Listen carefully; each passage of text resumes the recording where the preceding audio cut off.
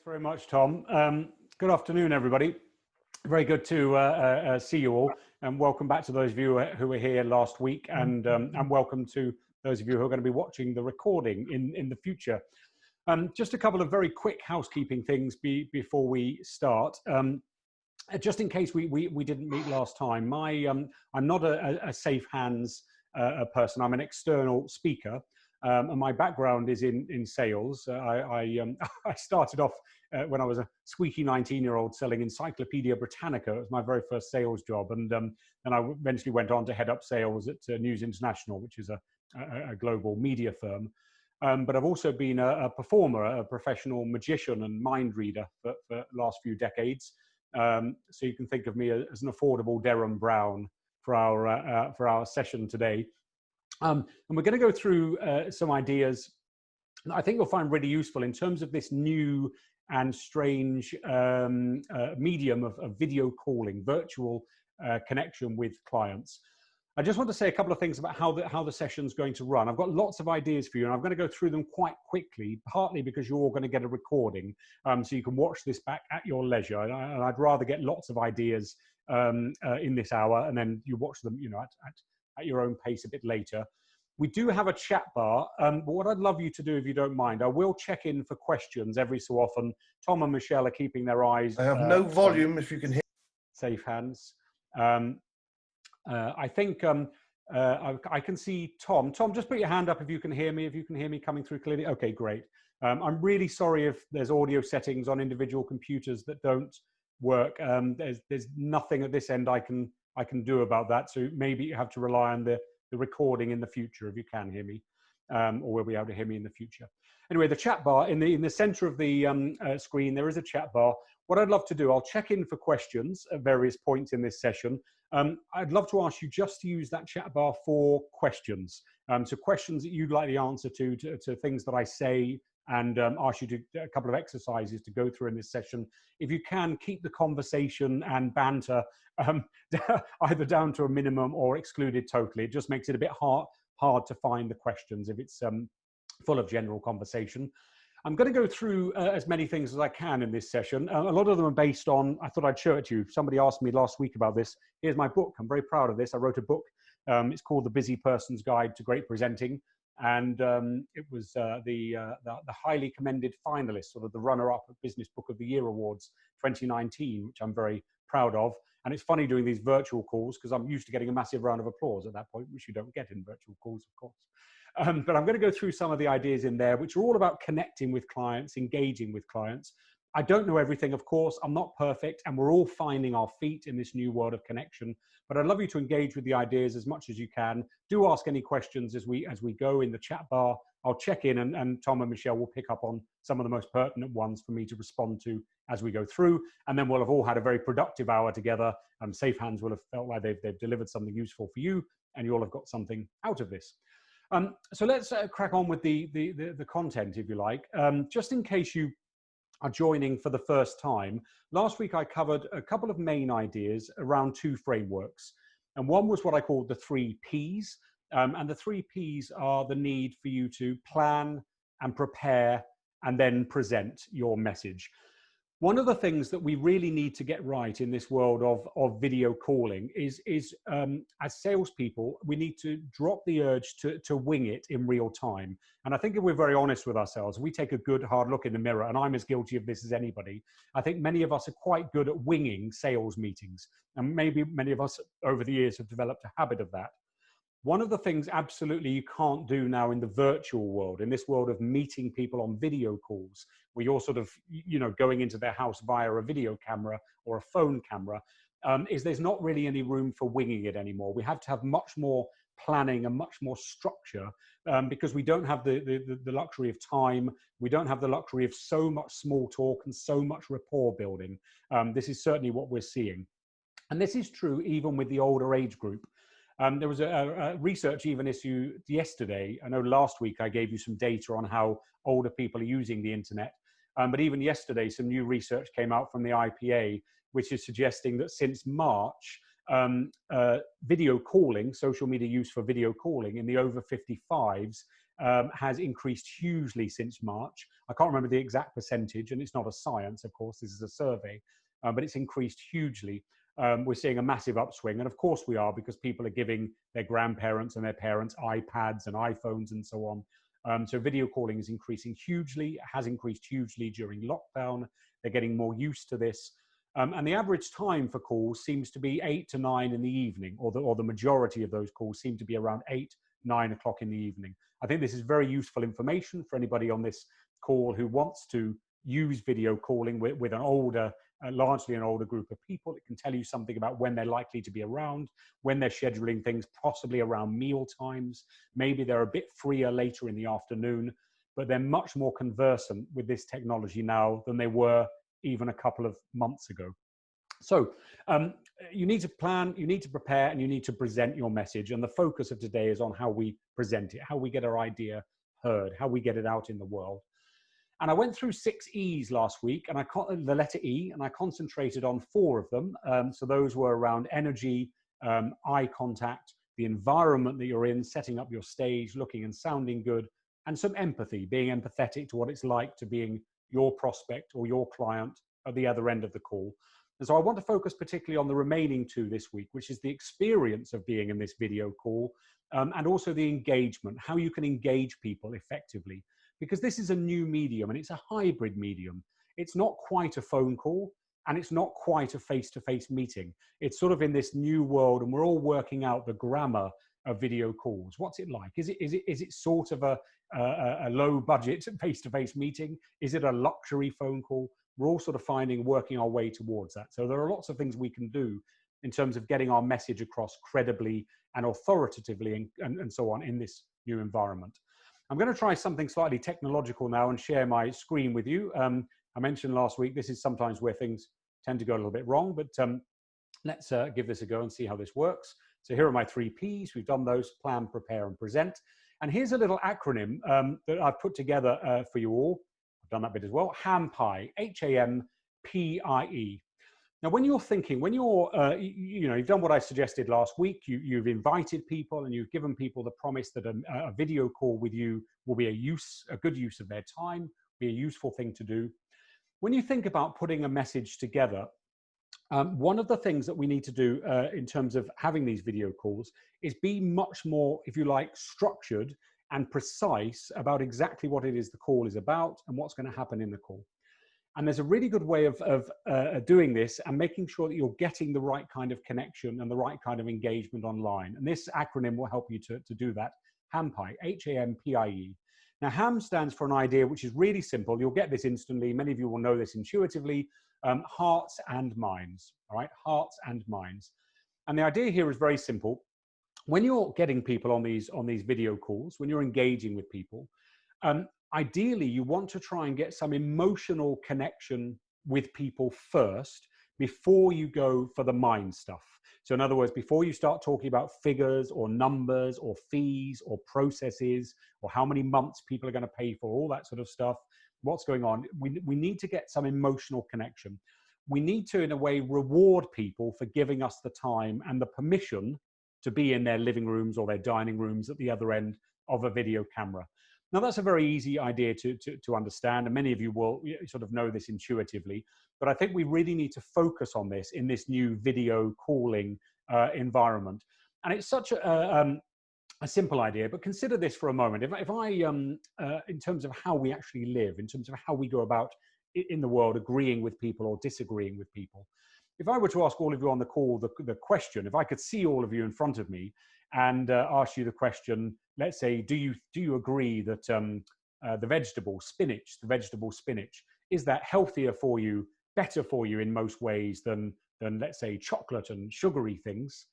Probably most of you would put your hands up, right? You'd say, yes, Lee, I agree. Spinach is healthier for me, better for me than chocolate and sugary things. If I were to then ask, keep your hand up, if you eat spinach more often than you eat chocolate and sugary things, we could almost bet that a majority of hands would go down, right? A majority of hands would go down because, and I'm speaking just for myself, I made an emotional decision a long time ago. I just like chocolate more than I like spinach. And it's very, very hard now for anybody to change my behavior just using facts, just using information. Because when you're giving people just facts, just information, mind stuff, and not engaging with them emotionally, it's very easy for them to stick with what they're doing. It's very easy for them not to change their minds, not to welcome your message. Somebody could come up to me, you know, if you ever saw me on the street, keeping your 2 meters distance, of course, if you saw me eating a chocolate bar, you could come up to me and say, Lee, don't eat that chocolate bar. It's 2,000 calories. And my brain would say, well, it's only 2,000 calories, right? I would literally change the shape of the universe to suit that emotional decision I've already made. So one of the things when you're thinking about how you're going to prepare for these video calls is make sure that you've got some emotional connection with people right up front at the beginning of the call. Now, some of that's about the environment that you're in, how you look immediately when you appear on that call, and how you sound immediately when you appear on that call. And we covered that in detail last week. And some of it, of course, is about the first things you say, how you engage people, some of the invitations that you've sent in advance. And Pi gives you some really good ways of doing that. So P stands for pictures, and pictures is in its broadest sense. So pictures can be asking people what's going on in their world at the moment. What's changed for you in lockdown? What are you particularly focusing on? Getting people themselves to talk in very visual ways. Sometimes it can be giving people quick narratives, quick case studies. And I'm sure many of you will do this anyway in the course of sales calls, often be saying things like, well, people just like you tend to ... or I was dealing with a client recently who ... But you want to get some of this stuff right up front in the call, in the video call. You really want people emotionally thinking, this is relevant for me. This is a good use of my time. I'm really glad I accepted your call when it came through. Get that right up front, long before the mind stuff comes in. Pictures, the other thing about pictures, about thinking visually, about using little stories, narratives, metaphors, analogies, easy comparisons, testimonials, is that they're all very easy to understand. And it's not fair and it shouldn't be true, but things that are easy to understand are easier to believe almost every time. And, you know, make things easy to believe, make it easy to agree with you. The I of Pi stands for interest. And particularly what we're seeing in the video environment, and some of you mentioned this last week, is obviously it's starting to become much easier to hold meetings now. It's starting to become feasible to have a sort of number of meetings in a day that wouldn't anywhere be possible in the real world when you're having to drive between meetings. We're starting now, and I think this is going to continue and grow probably, to see much bigger numbers of meetings. When we're doing that as salespeople, it's very, very easy to accidentally fall back into talking about what matters to us and what's interesting to us, and start assuming that the people we're communicating with will make the connection for themselves. So when you're structuring the call, when you're getting the plan ready, when you're thinking about what you're going to say, I know this is really simple, but it's one of those things that's so easy to forget time and time again, is you have to relentlessly focus on what's going to be interesting directly to these other people, not what's interesting necessarily to you, or certainly not just what's interesting to you. And then the last E stands for enthusiasm, and particularly on these video calls, and I know I mentioned this last week in terms of looking and sounding good, but people see it in your face straight away. They hear it in the tone of your voice. This is where it's very, very similar to a face-to-face meeting. However, this is something important to acknowledge, and this is probably what many of you are experiencing on this call right now, is we're sort of in a face-to-face environment, but it's much easier for you emotionally to step back and analyze what I'm saying a bit more critically than you might do if I were in the room with you. Because you're not getting the whole of my presence, because you're not seeing the whole of my body, because you haven't offered me a cup of tea and we've had a bit of a cup of tea chat in advance, there's a little bit now of emotional distance happening for many people in video calls. And so you've got to bridge that emotional distance by genuinely being enthusiastic, by genuinely transmitting your energy from you down the down the phone or down the camera lens to somebody else. So HAMPI is our little acronym that I wanted you to remember after today. HAMPIE, hearts and minds. I want to be clear. It's not that minds are not important. They are. They're crucial. They're really important. But in the order in which you're doing this in a call, make sure that you're getting some emotional connection right up front. Great questions, good connections, visual stuff, imagery, focusing on what's interesting, and genuinely being enthusiastic and engaging. I'm going to stop this screen share to see a little bit of come back, see a little bit of my lovely bookcase. The very observant ones among you will have noticed I've read one of the books that was behind me since last week. So that's moved around a little bit. So the next thing to look at is something in psychology called framing. But let me just take a breather for a moment and just check in with, I think Michelle's keeping an eye on the questions, possibly Tom as well. Michelle, have any questions come in while I've been mentioning that sort of foundational idea? Eileen, or nothing yet. Okay, great. I'm very happy to take questions as they go. I know I'm going at speed, but as I mentioned at the beginning, in case you've joined late, you can watch this back on the recording. I just want to get a lot in for you.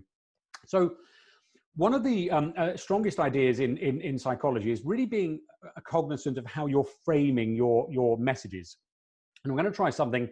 This is my interactive part of our session today. And this should also be interesting for people watching this recording in the future. Just those of you who are on the call with me right now, just consider something over, turn something over in your mind. Imagine a situation where you're following the advice I gave you last week, and you're going to get some headphones for these calls so that your audio quality is really good. And you're walking down the street, you're going out for your government mandated walk, and you're about to go into a shop, and you see a pair of headphones.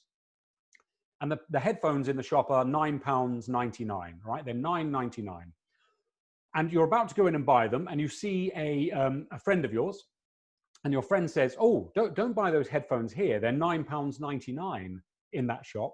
If you go about 5 minutes down the road to the end of the street, there's another shop selling exactly the same headphones, exactly the same quality, but those headphones are only £4.99, right? So you're about to buy them at £9.99, go down the street, and you could get them five minutes walk, and you can get them for £4.99. Would you do that is my question. I have a little poll, and here is the poll. The question is, would you walk those 5 minutes to save that £5 to go and get exactly the same headphones for £4.99? If you wouldn't mind putting your votes in now, and then when it looks like a lot of people have put them in, I'll share the results with you. Gosh, there's some speedy answers. There's a very clear winner emerging in all of these. Let's give it a couple of seconds more, because it looks like pretty much everybody is going to vote. Just 3 people lacking. Here we go. Does that look like it? Get your votes in now. Just going to finish it in 2 seconds. 1, 2. All right. So that is 89% of people say, let me just show you that, as that'll come up on our recording. 89% of people said yes, they would. They would walk down the street. So let's imagine a second situation, right? So the following weekend, you're about to buy a television. A nice big, you become addicted to Netflix in our lockdown situation, and you're about to buy a big plasma screen TV, and let's say it's £999, £999. And you're about to buy this television, and a friend comes in and says, or comes up to you in the street and says, "Don't buy that television for £999. If you walk 5 minutes down the street, you can get the same television, and it's £994. All right. So you're about to buy at £999. Your friend says, you walk 5 minutes down the street, you could get the same television. Instead of £999, you could get it for £994. This time, the question is, would you walk to get the £994 television? Have a little vote of that now.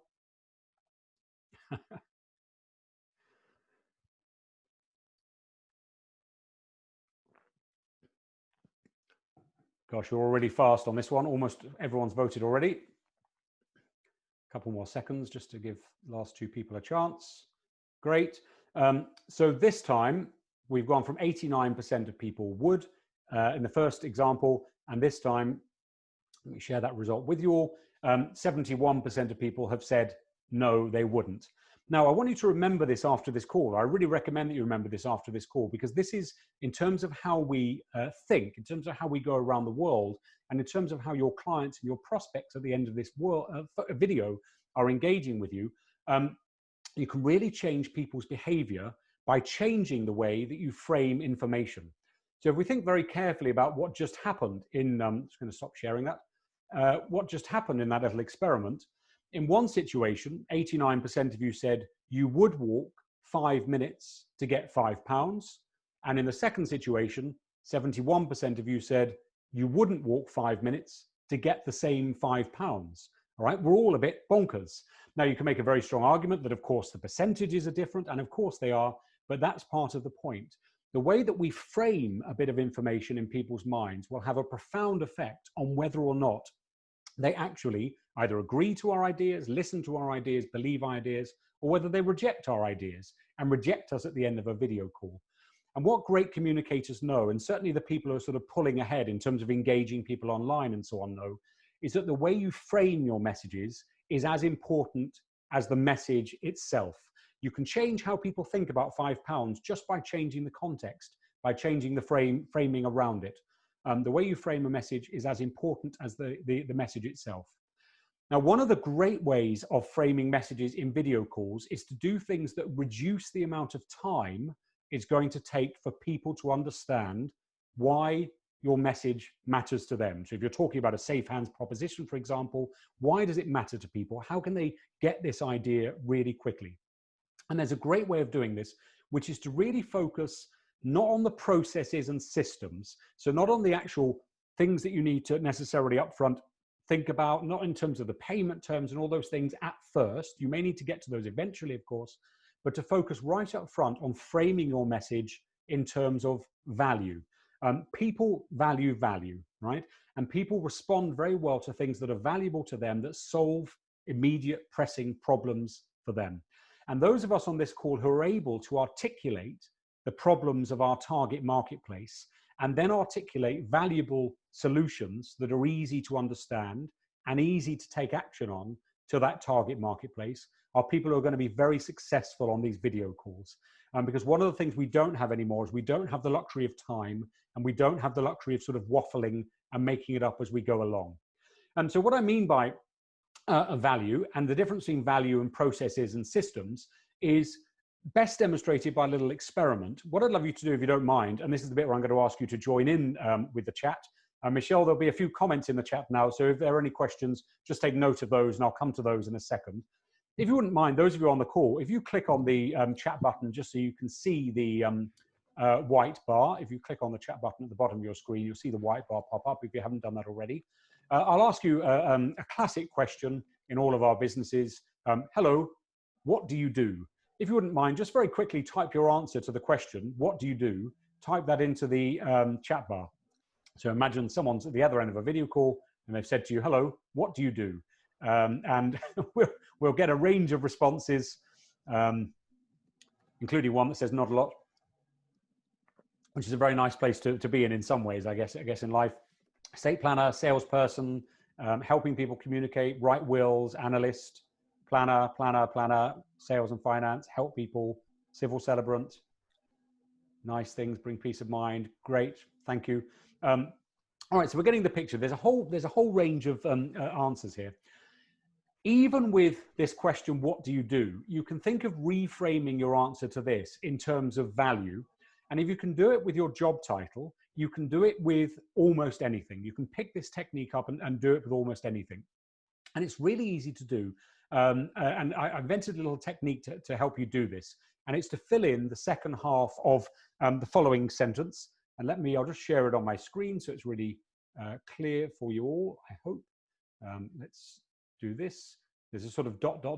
in this sentence. Here it is. And this is the sentence. At the heart of what I do is a simple idea, ... All right, at the heart of what I do is a simple idea, ... Now, I want to be really clear about this. I'm not suggesting that this is a script. I'm not suggesting you go on every single video call and say, hello, at the heart of what I do is a simple idea. This is a way for you to really get your message precise and targeted before you're appearing on these calls, before you're turning up for these calls. I'll give you a quick example from my own experience of how useful this can be. And what it does is it takes you away from thinking in terms of your processes and your systems and all the stuff you sort of often talk about, and forces you to talk in terms or think in terms of value, get to the value first. When I mentioned at the beginning of this call, when I was a performer, a full-time performer, a magician, I used to do magic at a lot of weddings, and I used to love doing weddings. They're great events to work at.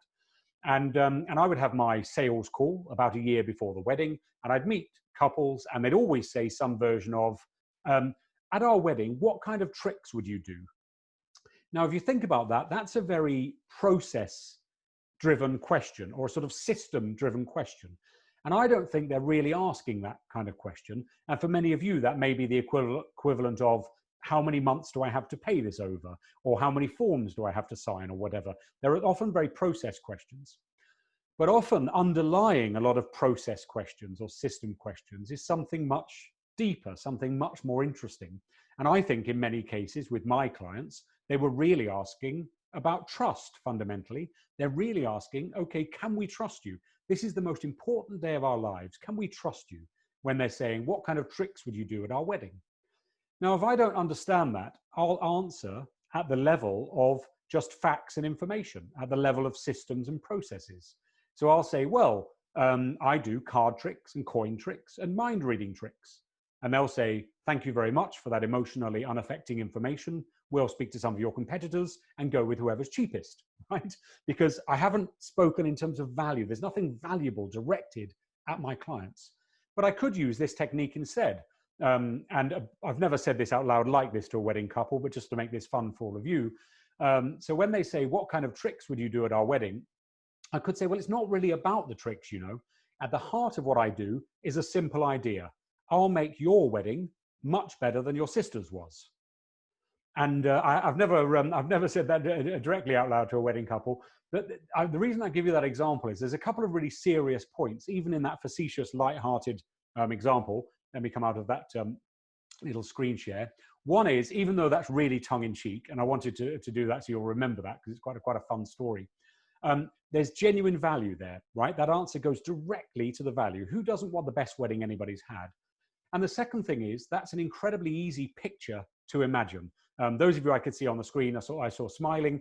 The reason you smile is you get that image instantly. You don't need to do any work. And of course, then what happens is we get launched into the discussion of, that sounds great. How do you do that? That sounds great. How much is it? That sounds great. How do we pay?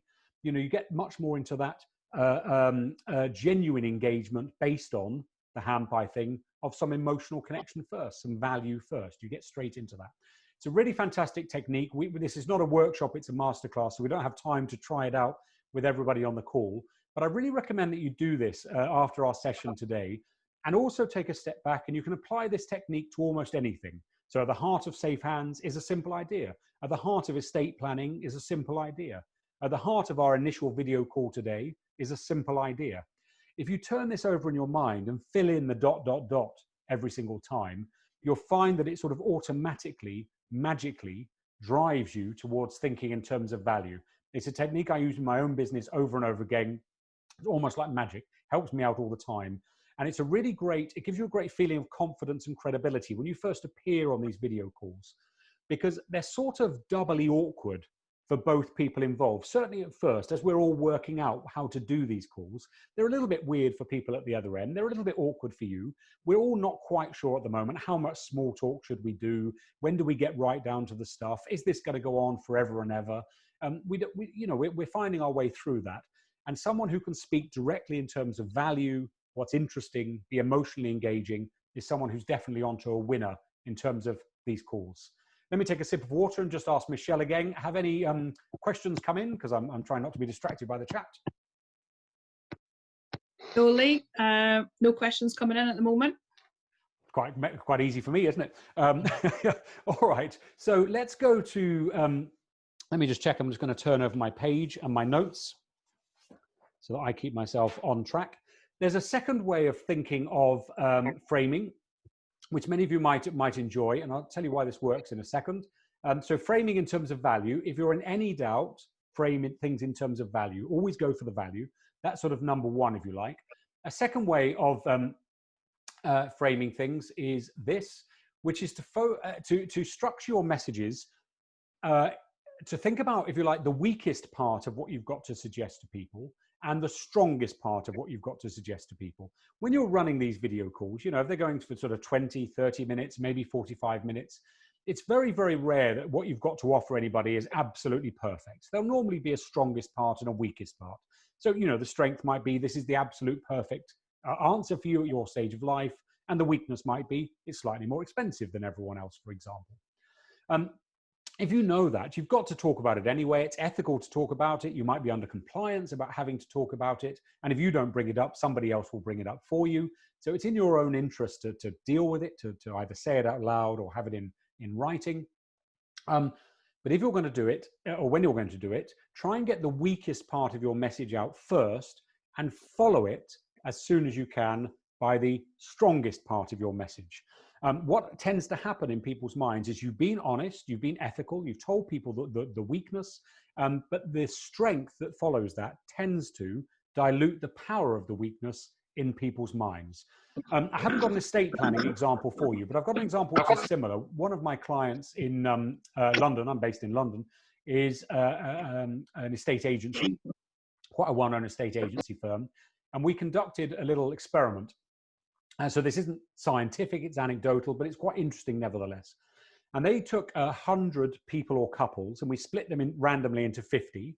And over the course of about 3 weeks, they were asked, when they were showing people, you know, estate agents, they put you in their car and they drive you around to a property that's anything like you've actually asked to see. And they were asked to, with the two different groups, to ask them to see a property slightly out of their budget. And they were to do it in one of two ways.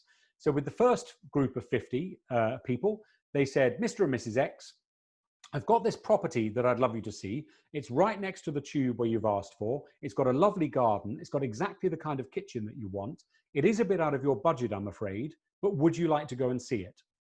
Right, so that's the first 50. And then with the second 50, they did the same thing, but the opposite way around. So they said, Mr. and Mrs. X, there's a property I'd love you to go and see. It's a little bit out of your budget, I'm afraid, but it's right next to the tube where you've asked for. It's got a lovely garden. It's got exactly the kind of kitchen that you want. Would you like to go and see it? Right, so that's roughly what they did. So I hope you could hear that. I tried to do that in real time as closely as I could. Almost exactly the same words, just swapped in order. So the first one is the strength followed by the weakness. And the second one is the weakness followed by the strength. And I hope you can hear how much more compelling the second one is. In the second example, 38 couples or people of the 50 said, yes, let's go and see it. And we didn't follow up the project enough to know how many people bought those properties, I'm afraid. But 38 people said yes. In the first 50 people, 7 people said yes, we'll go and see the property. It's a really significant difference. It really matters as a difference. So you can really change the tone of meetings by thinking about how you might frame things in terms of weakness versus strength. And there's one other thing in terms of framing I wanted to show you, because this makes the example so dramatic, I think. This is a little thing from a Twitter account called Britain Elects. And they asked 2,000 people the following question. You know, in the United Kingdom, we all love an election, right? We don't go a few months without an election.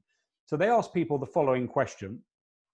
In the UK, should we reduce the voting age from 18 to 16? And as you can see on the screen, 56% of people said no. We should not, notice the language, we should not reduce the voting age from 18 to 16. So they said, okay, should we give 16 and 17-year-olds the right to vote? And this time, 52% of people said, yes, we should give 16, 17-year-olds the right to vote. So I hope you get the point. It's exactly the same question. If you change your language, change how you're thinking in terms of weaknesses and strengths, change how you frame your message, you can go from 56% no to 52% yes.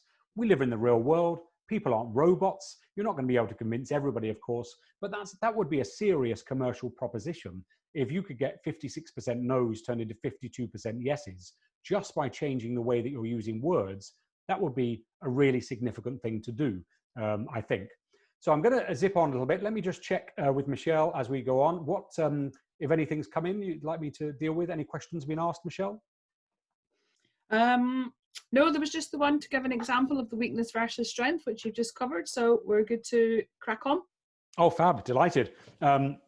Okay, so the next, in terms of also getting this sort of emotional engagement and framing your messages in the right way, making sure that they're going to land with people, is understanding the problems of your target marketplace. And I'm assuming for the purposes of this call that everybody on this call, they understand their target really well. I'm assuming that you know these people, you know your prospects and your clients, you know the world they're in, you know the problems that they're facing. I'm going to take that as read. One of the things that's interesting in terms of being on video with people, though, is sometimes they're responding to problems which are new, or priorities which are new, or quite a lot of things are changing for them in terms of the stresses and strains that they're under while we're in lockdown. And particularly, three really important needs seem to be emerging. And I think if you're going to be a world-class communicator in video calls, I think you should really aim to deal with, or if you like, solve these three needs in people. So the first one is this, and it's the need to be heard and understood. All right, the first need. It's a really deep need in all of our clients at the moment. One of the things that many people fear when they agree to take a call to talk about, their estate planning, or to effectively allow somebody into their world, one of the things they fear, of course, is that they're going to be sold to. And there's a bit of market research, particularly about SafeHands, that I saw very recently. I better double check with Tom. Am I allowed to mention this today? This isn't privileged stuff, is it? You're on mute at the moment, Tom. Just unmuting my voice. No, you can share this, Lee. This will be absolutely fine. Great, thank you. Is that one of the so there's been some qualitative research done on sort of clients and prospects of SafeHands, and one of the phrases that came up was a delight about not being sold to, and a delight about people not being pushy, that it didn't feel like a pushy proposition. And what people are saying here is they're saying we're being heard and understood. And I think we really need to understand on a very deep level this need in our clients and prospects. And there's a very old phrase in sales, which is people love to buy, but they hate to be sold to. And we need to make a real commitment to ourselves when we're running these meetings, that we're letting people know, I hear you, I'm listening to you, I'm asking interesting questions, I'm genuinely listening. I'm not doing that old sales thing of listening until I can start selling my stuff. And I really understand it. I really understand what you're going through at the moment. I really understand what it's like to have to move to this world of dealing with family via video, and what it's like to talk to me today, and the uncertainty. Who knows what's going to be happening next year? So you really have to let people know, I hear you, I understand you, I get it, I see your world. The second need, and this is a really crucial one, and this is so important at the moment, is the need for us to feel stable and in control. There's a very good way of doing that in these meetings, which I'll come on to in a second. But everything you're doing in this call should be about reassuring people. If we work together, if we go along together, if you agree to this, you will have more stability in your life. There'll be one less thing to think about.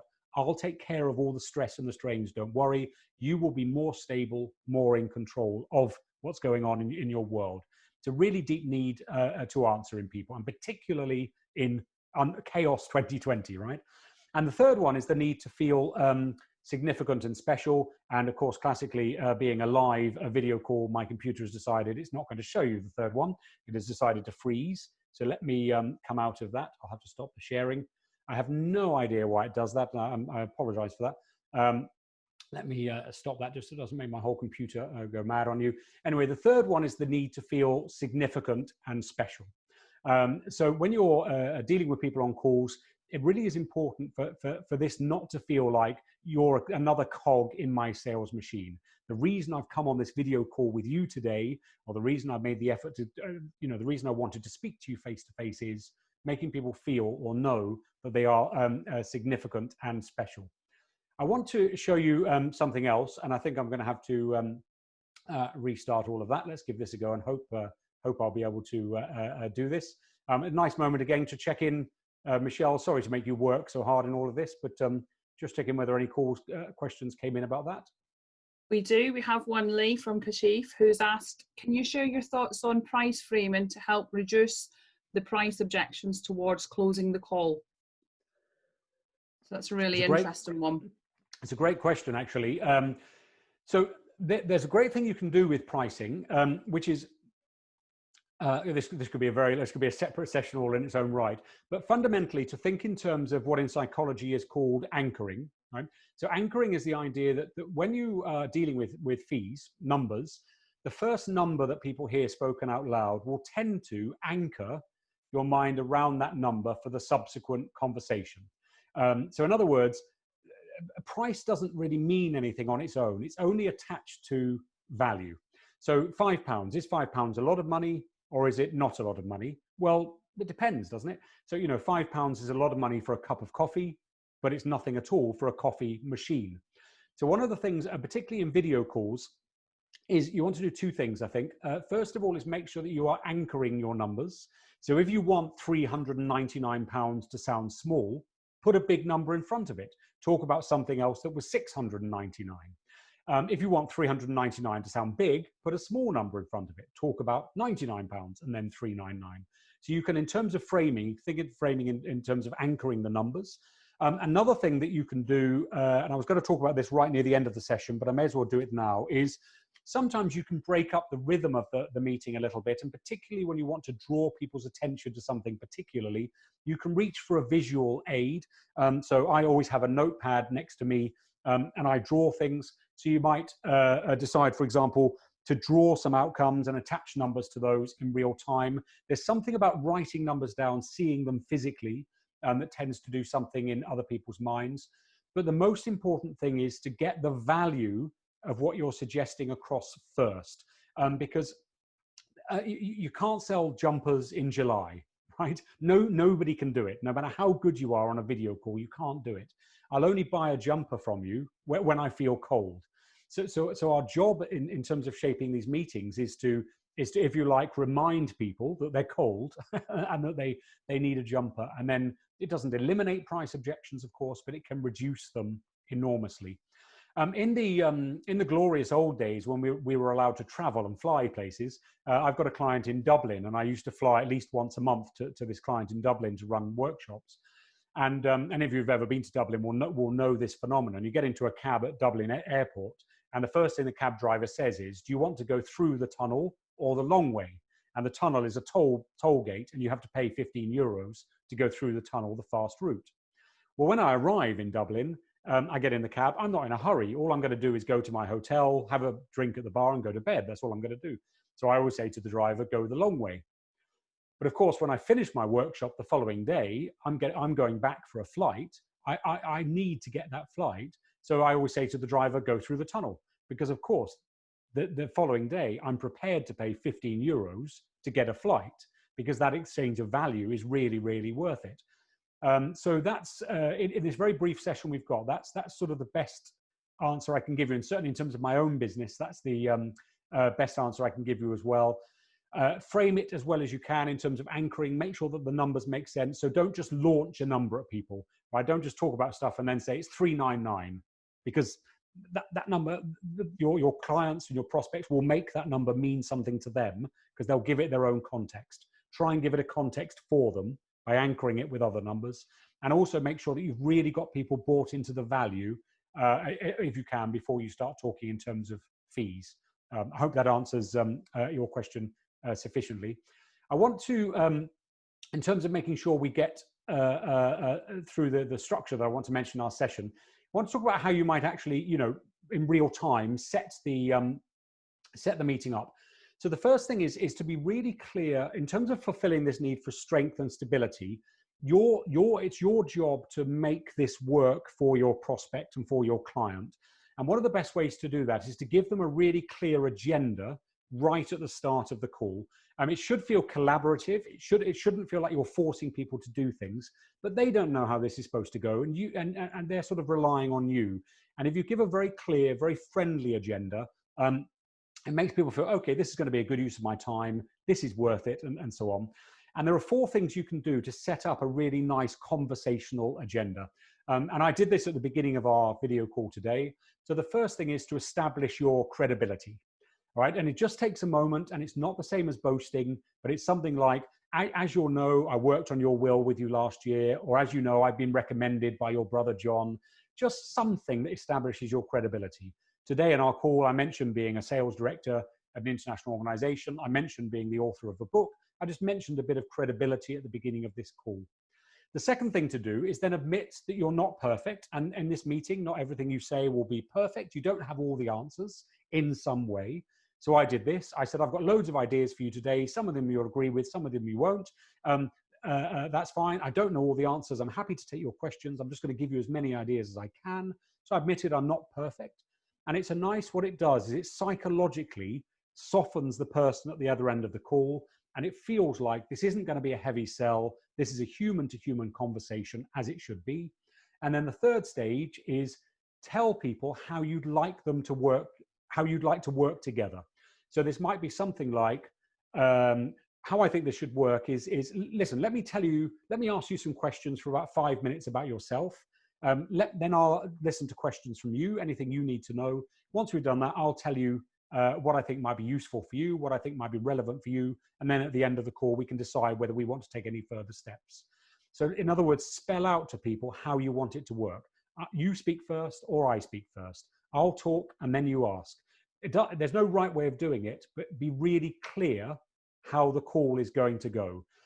If you just start this call and it just sort of feels like a random conversation, it can often for your client or your prospect it can induce stress in them. It can feel a bit random, a bit woolly. So just let them know. What I suggest is I talk for 5 minutes, then I take questions. Or what I suggest is you ask me some things first and I'll try and respond, and then I'll show you what I've got for you today. All right. So tell them how you'd like them, the two of you, or however many there are on the call, to work together. And then the last thing is just let them know what a nice result this would be if it goes like this. So I said to you today, I'll give you loads of ideas. I'd like you to get involved in a couple of the exercises. Do drop your questions into the chat if you've got any questions, and I'll feel like I've done a good job and you'll have all had a productive time with me. So I let you know this will be a great result if we work together really well. You can do this in about 30 seconds. It doesn't have to be a massive thing, but it very nicely and conversationally sets up the tone of the meeting, and it lets your client and your prospect on this, sometimes for them, a little bit of tension in a video call. It lets them relax and think, okay, I'm dealing with an adult. This is going to be nice and easy, and you've clearly prepared for this. I strongly recommend this as an agenda. And I'm going to show you a little bit of a structure, and then I'll take some questions about this structure after that. You can do this on one sheet of A4. I call this my MAP process, MAP. So it's about making sure that you've got the right message for the right audience and that you're presenting it really well. So MAP, message, audience, presenter. And I really recommend that just before the meeting that you draw this out, or at least if you've drawn it out the day before, bring it out and remind yourself. It gives you a really good guide through the however long you're spending with people, 20 minutes, 45 minutes, an hour, gives you a good guide through the meeting itself. So write down on a bit of paper what your goal is for this specific meeting, right? What is your goal? Far too many people at the moment are having video calls and they're a bit generic. They're a bit sort of, oh, I just sort of want to get to know you, or I just want to tell you some stuff about me, or I just want to tell you some stuff about SafeHands, or whatever it is. It's really in your own interest to be very specific about what the goal is. And a great way of coming up with a good goal is to answer the question, what do I want this person to do, right? Like capital letters do. What do I want this person to do as a result of our video meeting, right? What do I want this person to do? And if you focus on the word do, it'll help you create a really clear, really focused goal. Try not to think in terms of what do I want them to know, because if you just give people information, it's not necessarily motivating you enough to get them to do something. Now, obviously, sometimes that goal is going to be really obvious. You know, it might be, I just want them to sign something with me. But some meetings might be more about chemistry. Some of them might be more initial explorations. They might be more about trust. So the goal might be, I want this person to have enjoyed this call enough that they'll then bring their wife onto the next call we have, or they'll bring their husband into the next call we have. And if you're really clear about that goal, it can change how you talk in the meeting, and it can change. And of course, by the end of the meeting, you know, or you're more likely to know, whether or not you have achieved the goal. A few years ago, I was introduced by word of mouth to one of the big four accountancy firms. Two of the big four accountancy firms are clients of mine. I work with them. And so obviously this is a big deal for me. This is a massive deal for me, being introduced by them. I run a very tiny business. You're looking at the international headquarters of Lee Warren. Like many of you, you know, quite small businesses perhaps. So it's a big, big thing being referred by word of mouth. And I arrived for the meeting early. I was 20 minutes early. And there's no check-in when you go and meet a partner at this firm, because they assume you're a client. And when the receptionist phoned this partner, I heard him bark down the phone, he's 20 minutes early. So it's not a great start to a meeting. And I got sent to the coffee room. I sat down, I waited for 10 minutes. The person running the coffee room came over after 10 minutes, and she said, remind me who you're waiting for. And I told her, and she went back to her phone. And she picked it up and phoned my client to be and said, oh, just so you know, Mr. Warren's been waiting for 10 minutes. So it sounds like I've been hassling for this meeting, and I'm still 10 minutes early. Anyway, I got a message back saying he sends his apologies, he's running late himself. And I said, of course, don't worry. So I sat there and I thought, okay, practice what I preach. What is the actual goal of this meeting? Not just to run a sales presentation. What's the real goal?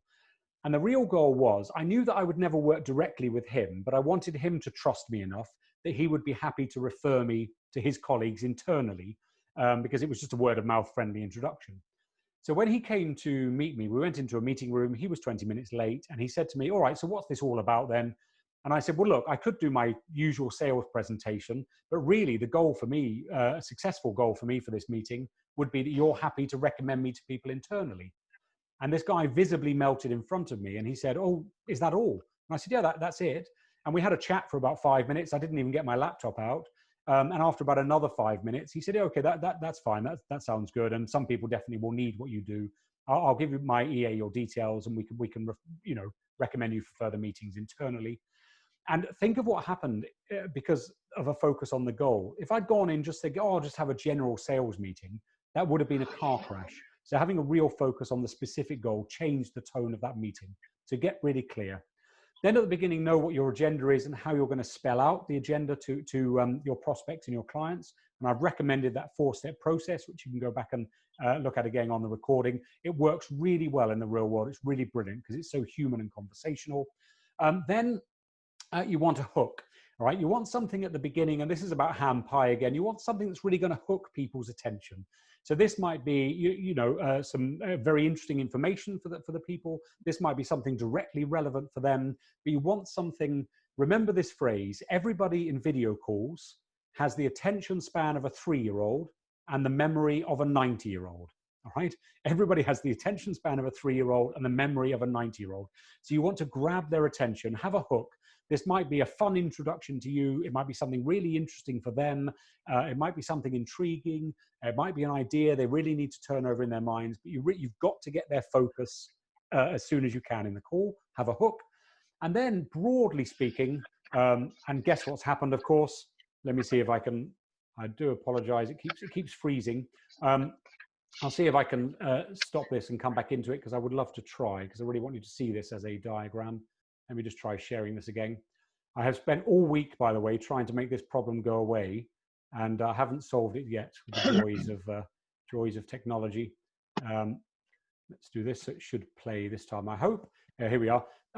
You really, in a video call, there's only sort of up to about 3 major points you can get across to someone and get them to take it seriously and really sort of follow you and believe you. So you want to be really clear what those 3 main points are. Of course, I'm not saying you only talk about 3 things. Of course not. In the course of these 2 videos, I've used lots of 3s. Messaging in 3s tends to be so easy to remember, so easy to listen to, so comfortable for everybody. There's something about 3s that really sits well in people's minds. So you might say, as part of your agenda, there are 3 things I need to get through with you today. Where you were last year, what your plans are this year, and how you're going to deal with the future. Right? 1, 2, and 3. It really resonates with people. Those of you on the call old enough to remember Tony Blair's election campaign might remember that he was always being asked, "What's it all about, Tony?" And he would always say, "It's about education, education, education." And if he'd said just 2 things, he'd have sounded really strange. Right? It's about education, education. It's not quite enough.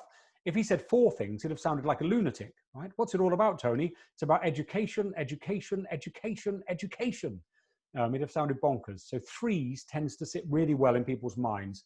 So where you can, try and make a plan for your meetings. The 3 main points are going to be really clear to the people you're dealing with. Then after that, there's a moment for however you might choose to summarize, and perhaps this is a good time to take questions. And of course, even if you've been taking questions and dealing with questions all the way through, this is a good moment to check in and make sure there are no more questions. And then at the end of the call, you always want to have what I call a punchline. This is not the end of a joke, but this is, if you like, either your final call to action or your final thought that you really want people to turn over in their minds after you've finished. Even if you're not getting people to sign a document there and then on the day, you want to have something that really wraps it up. And particularly on video calls, because video calls are more sort of like a TV show than they are just like a normal sales conversation. So you really want to finish this credibly and in a polished way and in a professional way, if you like. To have a punchline. So this might be something like, look, it's been really lovely chatting to you today. If you only remember one thing that we've discussed, it is ... Or I really look forward to speaking to you in a couple of weeks once you've checked with your family. The main thing I think you should talk to them about is ... Just make sure that your call finishes on this sort of very polished, very professional air, because it really helps to distinguish you and helps to make your message more memorable. If you remember, they've got the attention span of a 3-year-old and the memory of a 90-year-old. All right, so that's pretty much, it's a pretty bulletproof structure in many ways, that one. I've got one more very brief idea for you all, but I'll just do one final check with Michelle, see if any other questions have come in. Lee, we have a few coming in for you. Yep. So the first one from Stevie. Stevie's asking, whilst conducting face-to-face meetings, reading body language has always been important when we're presenting. Are there any gestures that we should be aware of when we're conducting our virtual meetings? So I think this question is about gestures from the prospect or client rather than gestures from the salesperson. I think that's what the question's about. Broadly speaking, there's not that much that's different on video from what you might typically think of in terms of body language, except you can only see bits of people sometimes. And of course, sometimes the video goes fuzzy and so on. So if you're going to think about body language, think particularly more about facial expressions. So there are some things, of course, people, I know someone disagreed with me last week about this, but generally speaking, when people are looking down, they can look a bit shifty or a bit doubtful. So that's something worth reading. What I would say, though, is much more important is it's rather than getting too hung up on the body language of other people, is getting hung up on your ability to really step into their world, to really understand what this is like for them, and to constantly speak in a way that's full of value and is very structured and is bringing stability and clarity into their world. Don't get too hung up on body language, and don't change. If you've really prepared well and done the things I've suggested in this session, don't get too hung up on assuming things from body language. Of course, there are some times when you have to respond, and those are the very old sort of very closed stuff. But equally, we don't know what's going on in other people's worlds. You know, they might be ill. They might have just eaten something funny half an hour before the video call. So I wouldn't get too hung up on body language on the other end of the line. I know it's a slightly woolly answer, but that's how I deal with things in the world. I focus more on the message and the person than on body language in real time. Hope that answers it to some extent, or at least gives an idea, maybe. Another one, Michelle? Yes, if you're having more than one meeting with a client, what is the right time between the first and the second call? Oh, that's a great question, to which I don't know the answer, actually. I'm afraid. You'll know your target market much more than I will, I suspect. And the consumer, the older consumer market that you're all experts in, I'm not an expert in. So I would suspect there's more expertise in the audience than there is for me. My slightly vague, woolly answer is, of course, soon enough to keep the momentum going. I don't think personally, if I were thrown into being an agent for SafeHands, I don't think I'd leave it weeks and weeks. I think I'd want to motor things on, but equally not so soon that it feels like you're in any way pushing for a meeting. You can come back to the idea of pictures from ham pie, and I might phrase it as often. When I'm speaking to people in your area, it tends to suit people if we speak again in about a week's time, or does that suit you? So you might phrase it in that way, I think, and ask them. So sorry, that's a woolly answer because I don't know your market well enough to answer fully, I'm afraid. Okay, I've got one more for you, Lee. Sure. Jeff would like to know the name of your book. Oh, do you mean my international best-selling award? Your international bestseller award-winning book. Here it is. It's called The Busy Person's Guide to Great Presenting. So it's all about putting great presentations together. I wanted to give you one last idea very, very quickly. I do want to finish punctually, but forgive me if I go 30 seconds over time. And that is to remember 3 letters, PEP, P-E-P. And PEP stands for point, evidence, point. And this is such a useful technique, particularly on these video calls where you've got to be a bit punchier and more focused. And it's simply when you're getting questions from your prospects and clients, and particularly when you're getting perhaps trickier ones or ones where you might be tempted in the real world to go on for ages and ages, think in terms of point, evidence, point, PEP. And that means someone asks you a question and you respond by repeating the point that they've made. So somebody might say something like, well, I think paying over 2 years is a long time. So just repeat the point.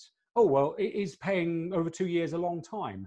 And then give a bit of evidence as to why you agree or you disagree with that point, right? For example, so you might say something like, well, it might seem like a long time, but actually when I think of how quickly the last 2 years have gone, it seems like nothing to me. And that's why I think 2 years is not that long a time. And just repeat the point at the end. So take the point someone said, say it out loud, give a little bit of evidence as to why you agree or disagree, and then say the point again. It's a lovely way of keeping yourself to very, very short, succinct messages on these video calls, and you come across really credibly and really well. All right, my friends, we've come to our allotted time. I'm going to hand back to Tom to say goodbye to everybody. I'm at your disposal. I'm very, very happy to stay online for a few minutes. I've got another session to run a bit later, but if there are any more questions, I'm very happy to stay here and see if any more appear in the chat bar. But I want to finish officially, keep to our time. Thanks for your attention. I've really enjoyed presenting to you all. I really enjoyed it last week. And hand back to Tom. Thank you very much indeed, Lee. That was a really engaging presentation. I really appreciated it. And to repeat to the attendees today, again, as I did last week, I've not pre-heard this. This is the first time for me too. So I'm really going to enjoy playing it back and listening it again to reinforce the takeaways. In terms of takeaway, if I may make the point, the heart of what we do is to create additional profit opportunities and business opportunities for our agents. And I hope we make that point by the fact that we've invested in and engaged Lee for these 2 masterclass presentations to help those businesses. Because what we believe is the more we help our agents to grow their businesses, the byproduct will be that SafeHands grow our business. So whilst we are self-motivated, I've got to say that our investment at the heart of it is to help our agents grow their businesses. So there's no more from me at this point. Welcome you guys to stay on the line and enter any questions on chat. Recorded. This meeting entirely will be recorded and available to you through our portal. And if we get more questions through chat, we'll aggregate those and we'll feed back to you later on. So thank you very much indeed for joining. Enjoy the rest of the sunshine for today. Get out there and test your eyesight and have a lovely weekend. Thank you very much indeed.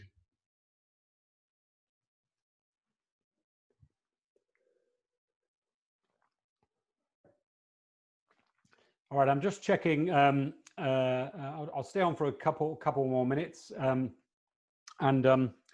Just checking, see, there was one question. How do you learn to alter the way? So we've officially finished, so if you have to go, do go, but I'm at your disposal. How do you learn to alter the ways you ask questions and answer client questions? I think roughly speaking, there are 2 kinds of questions that work quite well in video calls.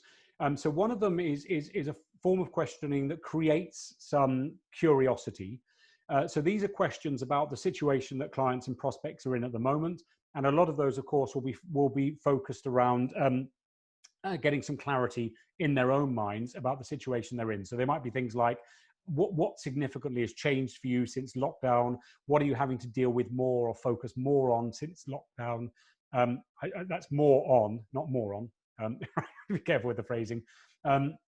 What either new challenges are emerging, or what have you started to think about more since we've gone into lockdown? Those questions tend to, obviously they're very open questions, and they tend to create a bit of curiosity in the conversation. And of course, you find out lots of information with people responding to those. And then there's a second kind of question that I find is working really well in video calls, and that's questions which orient people towards a successful future. One of the things we're all dealing with at the moment a lot, of course, is this real sense of sort of instability and chaos and so on this year. So questions like, you know, when we come out of the other side of this, what do you need to have achieved, or what are you hoping to be able to do, or have sorted out, or to have got done by the time we come out of the other side of this crisis? Those kinds of future-oriented questions, perhaps a little bit later in the conversation, tend to be really good ones as well. And of course, in terms of what all of you are selling to people, they're fantastic questions, because you know your market better than I do, but I'd be amazed if people in lockdown aren't turning their minds to what they need to achieve in terms of estate planning and funerals and wills and all sorts of things like that. So a couple of questions about the future creates a bit of helpful curiosity as well. Donna says, can I have the make and model of your microphone? Yes, I mentioned it last week. It's called a Rode, R-O-D-E, Lav, L-A-V, plus sign, Rode Lav Plus. You can get them easily on Amazon, although there's been a bit of a run on them, of course, since lockdown.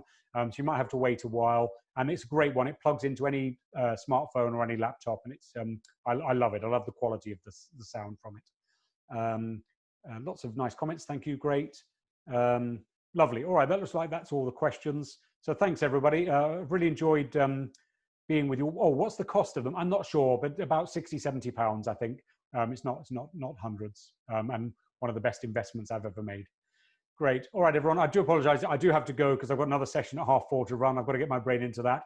Been a real pleasure, and I wish you all the best going out in the world and meeting all your prospects and clients.